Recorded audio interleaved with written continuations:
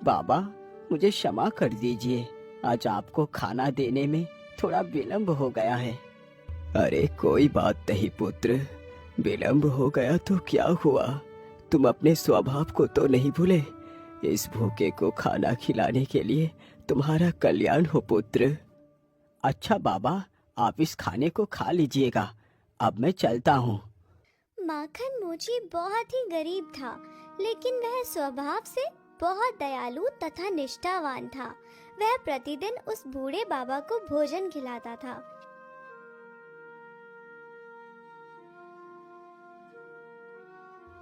हे भगवान, आज तो उन बाबा को खाना खिलाने के बाद मेरे लिए तो भोजन ही नहीं बचा। मैं अपने जीवन में अच्छे कर्म करना चाहता हूँ, दुखियों की मदद करना चाहता हूँ, भूखों को खाना खिलाना चाहता हूँ, परंतु मेरे पास तो खुद के खाने के लिए कुछ नहीं है। यह सारी बातें सोचते सोचते वह सो जाता है। तभी उसने सपने में देखा कि स्वयं भगवान उसके सामने खड़े हैं। प्रभु, क्या सचमुच आप मेरे सामने खड़े हैं? मुझे विश्वास नहीं हो रहा। हाँ माखन, मैं तुम्हारे सामने ही खड़ा हूँ। तुम्हारे इस दीनदयाल स्वभाव ने मुझे तुम्हारे समक्ष आने पर विवश कर दिया पुत्र। मैं तुमसे बहुत प्रसन्न हूँ। मांगो, तुम्हें क्या वरदान चाहिए? प्रभु, मुझे कोई वरदान नहीं चाहिए। मैं तो बस इतना चाहता हूँ कि मेरे पास इतने सारे पैसे हो जाए कि मैं दीन दुखिया की सहायता कर सकूं। ठीक है पुत्र, मैं तुम्हें एक जादुई वृक्ष देता हूँ, जिसमें फल के स्थान पर सोने की एक मोहर लगेगी, जिसे बेचकर तुम ढेर सारा धन प्राप्त कर पाओगे। लेकिन याद रखना, उस धन के लालच में अपने स्वभाव को कभी मत भूलना, नहीं तो सब कुछ समाप्त हो जाएगा। इतना बोलकर भगवान वहाँ से गायब हो जाते हैं। अरे प्रभु, आप कहाँ चले गए? अरे ये कैसा सपना था, लेकिन जैसा भी था बहुत अच्छा था। काश कि ऐसा पेड़ मुझे सच में मिल जाता। माखन इतना कह ही रहा था कि तभी उसकी नजर सामने रखे पौधे पर पड़ती है। अरे ये क्या, ये पौधा तो हूबहू वैसा ही है जैसा मेरे सपने में देखा था। तो इसका मतलब मैंने कोई सपना नहीं देखा था, ईश्वर ने सचमुच मुझे दर्शन देकर अपना आशीर्वाद दिया है। चलो मैं जल्दी से इस पौधे को अपने घर के बाहर लगा देता हूँ। माखन जल्दी ही जमीन में गड्ढा खोदकर पौधे को लगा देता है। मैंने पौधे को तो लगा दिया, चलो अब इसमें थोड़ा सा पानी भी डाल देता हूँ। इतना कहकर माखन जल्दी से एक घड़े में जल लेकर आता है और पौधे पर डालता है। चलो अब मैं बाजार चलकर अपना कार्य करता हूँ। इतना बोलकर वह अपना सामान लेकर बाजार की ओर चल पड़ता है।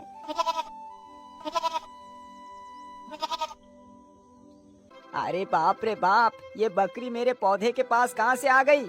ये तो मेरे पौधे को खा जाएगी। अरे रुक जा बकरी, तू इस पौधे को मत खा, भाग भाग यहाँ से, भाग जा। इतना कहकर वह बकरी की तरफ भागता है तो बकरी भी उसे अपनी तरफ आते देख वहाँ से भाग जाती है। हे भगवान, मेरा पौधा बाल बाल बच गया।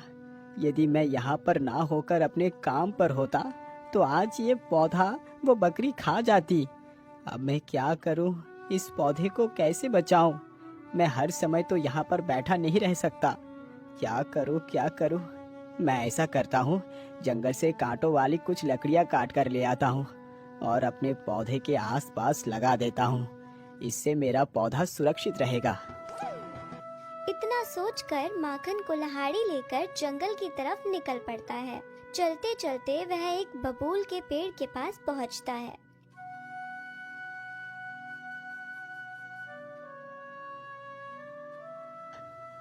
वैसे ये तो एक बबूल का वृक्ष है, मैं इस वृक्ष की टहनियों को काट लेता हूँ।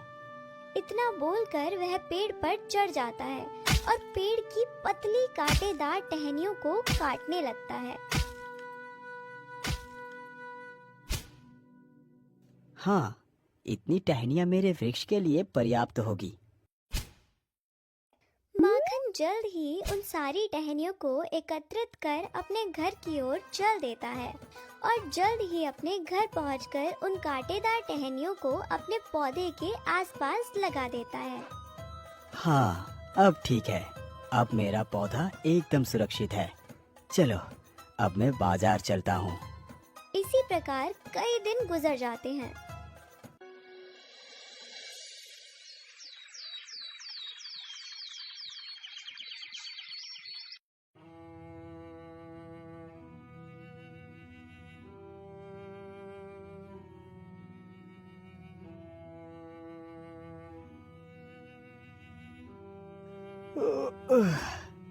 सुबह तो हो गई।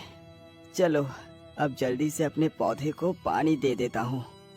इतना बोल माखन घड़े में पानी लेकर बाहर जाता है। अरे वाह वाह वाह, मेरे पौधे में तो सच में एक सोने की मोहर लगी हुई है। अब मैं इसे बेचकर बहुत जल्द ही अमीर हो जाऊंगा। चलो, अब मैं इस मोहर को तोड़कर बेचने के लिए चलता हूँ। माखन जल्दी ही उस सोने की मोहर को पौधे से तोड़ लेता है और बेचने के लिए चल पड़ता है।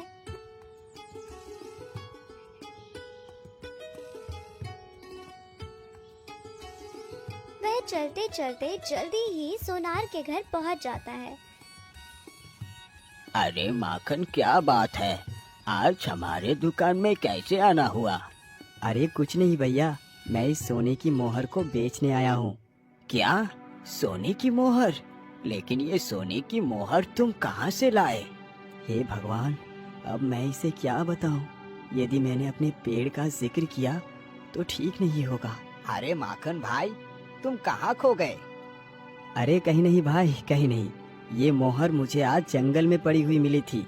आप इसे जल्दी से खरीद लीजिए, मुझे अपने काम के लिए भी जाना है। फिर सोनार सोने की मोहर को ले लेता है और बदले में उसे ढेर सारा पैसा दे देता है।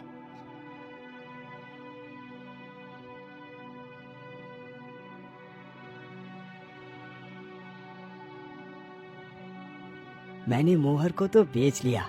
चलो, अब सीधे बाजार से होता हुआ चलकर कुछ राशन भी खरीद लेता हूँ, फिर घर जाऊंगा।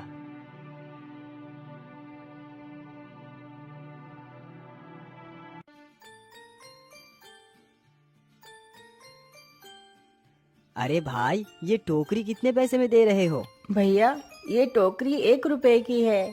ठीक है भाई, ये लीजिए 1 रुपए और मुझे ये टोकरी दे दीजिए। माखन वह टोकरी लेकर आगे बढ़ता है। भैया, जरा 2 किलो आलू दे दीजिए।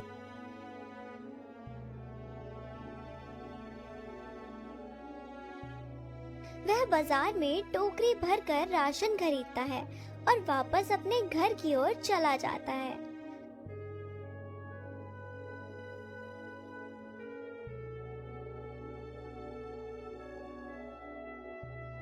वाह वाह वाह, अब तो मुझे मोचीगिरी करने की कोई आवश्यकता नहीं।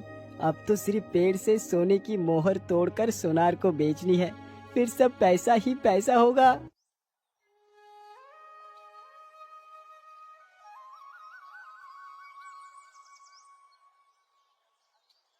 माखन तुरंत ही मोहर को तोड़कर चल पड़ता है।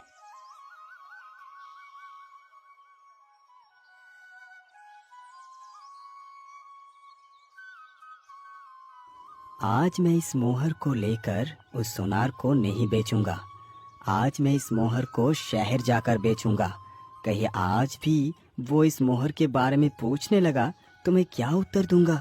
इस प्रकार सभी को मेरे पेड़ के बारे में पता लग जाएगा। यह सारी बातें सोचकर माखन लाल दूसरे शहर मोहर बेचने के लिए चला जाता है।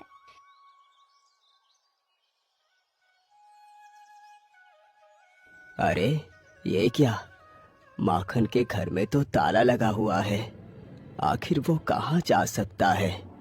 पता नहीं माखन किस परिस्थितियों से गुजर रहा है। इतना बोलकर वह बूढ़ा व्यक्ति वहाँ से चला जाता है। 1 वर्ष में ही माखन बहुत बड़ा आदमी बन जाता है। उसके पास अच्छा मकान, रहन सहन का तरीका सब कुछ बदल जाता है। आज तो मुझे शहर जाने के लिए कितनी देर हो गई है। चलो जल्दी से चलता हूँ।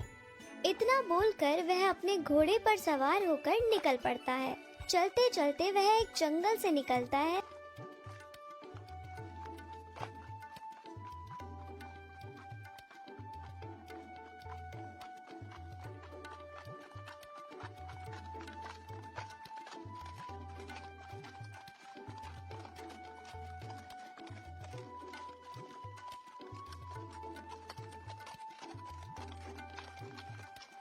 अरे बेटा, मैं 3 दिनों से भूखी हूँ।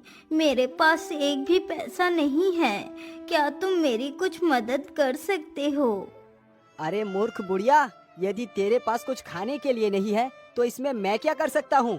यदि मैं तुम जैसे भिखारियों को ऐसे ही धन बांटता रहूंगा तो बहुत ही जल्द मैं भी धनहीन होकर भिखारी बन जाऊंगा।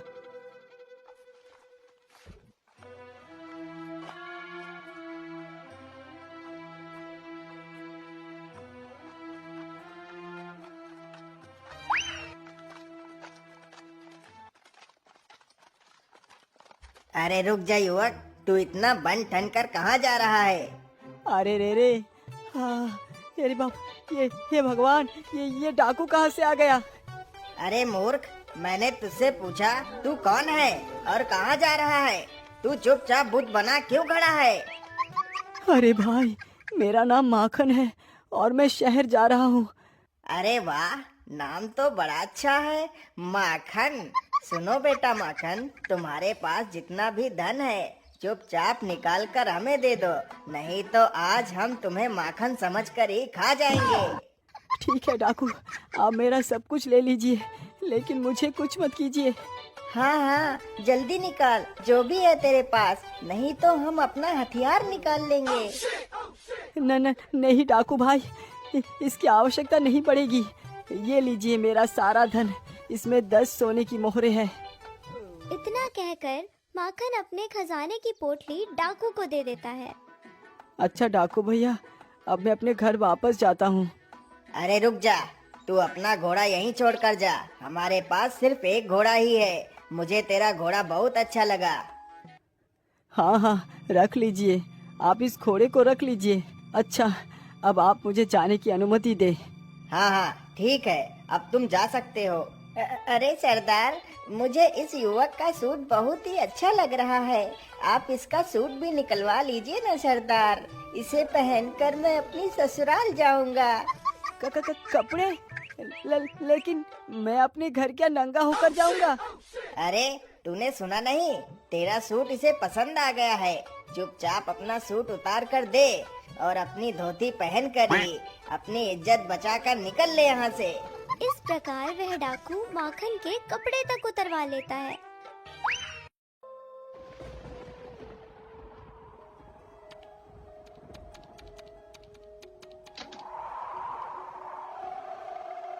हे भगवान, आज तो मैं उन डाकू से बाल बाल बच गया, नहीं तो वो डाकू तो मुझे मार ही डालते। लेकिन ये क्या, आज का मौसम इतना खराब क्यों लग रहा है? ऐसा लग रहा है जैसे कोई भयानक तूफान आने वाला है। उस भयानक तूफान में माखन का वह पेड़ भी टूटकर दूर जा गिरता है।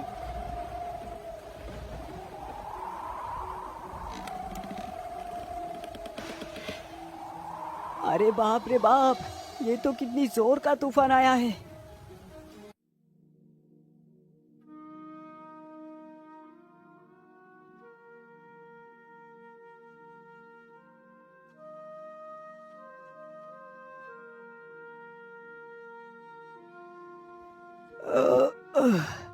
आज तो मैं कितनी देर तक सोता रहा।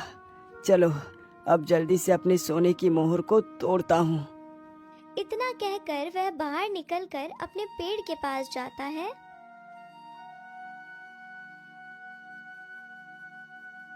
हे ऊपर वाले, ये तूने क्या जुल्म कर दिया।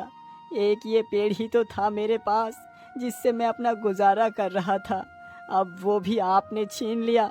अब मैं क्या करूँगा, पैसे कहाँ से लाऊंगा? अरे माखन, क्या हुआ? तुम रो क्यों रहे हो? क्या बात है? सेठ जी, मैं तो लूट गया, बर्बाद हो गया। मेरा सोना देने वाला पेड़ टूट गया। मेरे पास जो भी धन था वो डाकुओं ने लूट लिया। माखन, ये सब बहाने मुझे मत बताओ।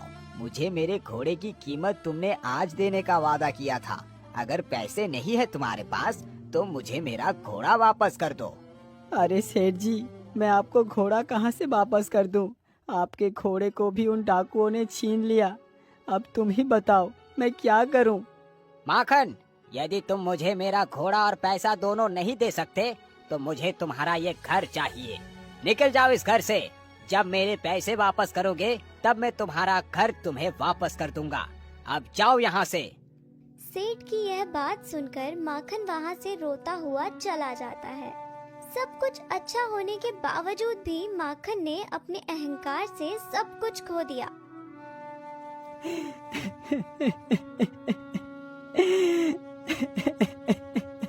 हे भगवान, मेरा बचा कुचा घर भी छीन लिया। अब मैं क्या करूं भगवान, आप ही बताइए। माखन, तुम ज्यादा परेशान मत हो।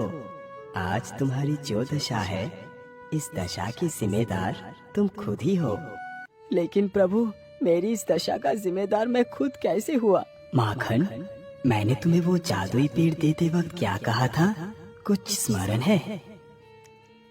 ठीक है पुत्र, मैं तुम्हें एक जादुई वृक्ष देता हूँ, जिसमें फल के स्थान पर सोने की एक मोहर लगेगी, जिसे बेचकर तुम ढेर सारा धन प्राप्त कर पाओगे। लेकिन याद रखना, उस धन के लालच में अपने स्वभाव को कभी मत भूलना, नहीं तो सब कुछ समाप्त हो जाएगा। कुछ स्मरण आया पुत्र, या मैं फिर से बताऊं? नहीं नहीं प्रभु, मुझे सब कुछ याद आ गया है। आपने सही कहा, मैं धन दौलत के नशे में चूर होकर कब अहंकारी और क्रूर हो गया, मुझे पता ही नहीं चला। प्रभु मुझे क्षमा कर दीजिए, मुझे क्षमा कर दीजिए प्रभु। तुम दुखी ना हो, मैं तुम्हारा खोया हुआ सारा सुख, वैभव, संपत्ति तुम्हें वापस कर देता हूँ। नहीं नहीं प्रभु, मुझे वो सुख वैभव नहीं चाहिए जिसे पाकर मैं अपने आप को ही भूल गया था। ऐसी संपत्ति मुझे नहीं चाहिए भगवान। आप मुझे मेरी पहले वाली जिंदगी वापस कर दीजिए। मैं मोचेगिरी करके ही खुश था। ठीक है माखन, तुम अपने घर जाओ। तुम्हारा घर अब पहले की तरह ही हो गया है और वो तुम्हारी प्रतीक्षा कर रहा है। हे प्रभु, आपका बहुत बहुत धन्यवाद।